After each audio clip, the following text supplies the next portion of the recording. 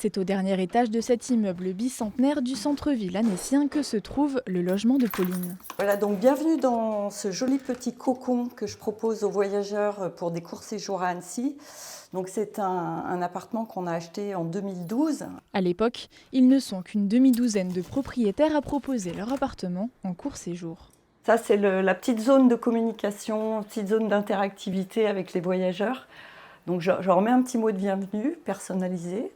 Et puis après, ils me laissent un mot quand ils partent. Pauline en a acheté 2 autres et a laissé son travail pour s'y consacrer à plein temps.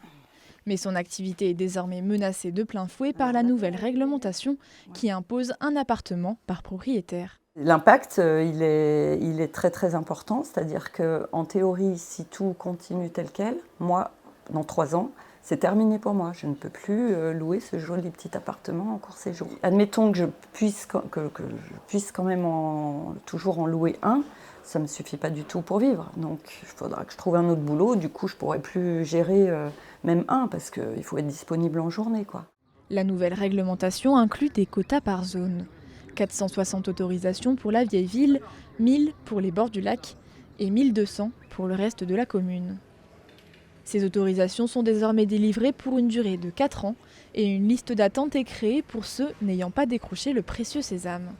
Une manière pour la ville d'Annecy d'instaurer une rotation des meublés de tourisme. Quelques 400 et quelques en ont entre 2 et 4. Il y a 70 personnes qui en ont entre 5 et 10 en résidence secondaire meublés de tourisme. Et il y en a une dizaine qui en a plus que 10. Donc avec un gros calcul, moi je déduis que 80 personnes ont 600 logements en résidence secondaire Airbnb. Et pour moi, ce sont vraiment les multipropriétaires qui ont le pouvoir de loger les gens.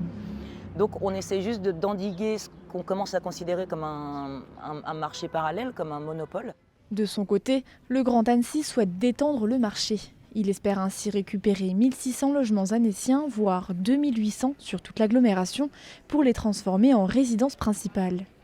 En plus de ces mesures, l'agglomération s'engage également à construire 1400 logements par an et prévoit aussi une nouvelle réglementation d'ici la fin de l'année. Dans le cadre de la loi Le Meur, j'ai un amendement qui avait été porté par mon collègue Xavier Rosbrenne, que j'avais défendu quand j'étais parlementaire. C'est la possibilité, comme c'est le cas en Suisse, de pouvoir réserver des zones de construction neuves exclusivement pour la résidence principale. Et cet article dans la loi Le Meur, Airbnb est très importante. Nous allons l'appliquer dans le cadre du plan local d'urbanisme que nous voterons à la fin de l'année. D'après la ville d'Annecy, les meublés de tourisme ont bondi de près de 200% en 6 ans, passant de 2584 en 2019 à 8550 en 2024.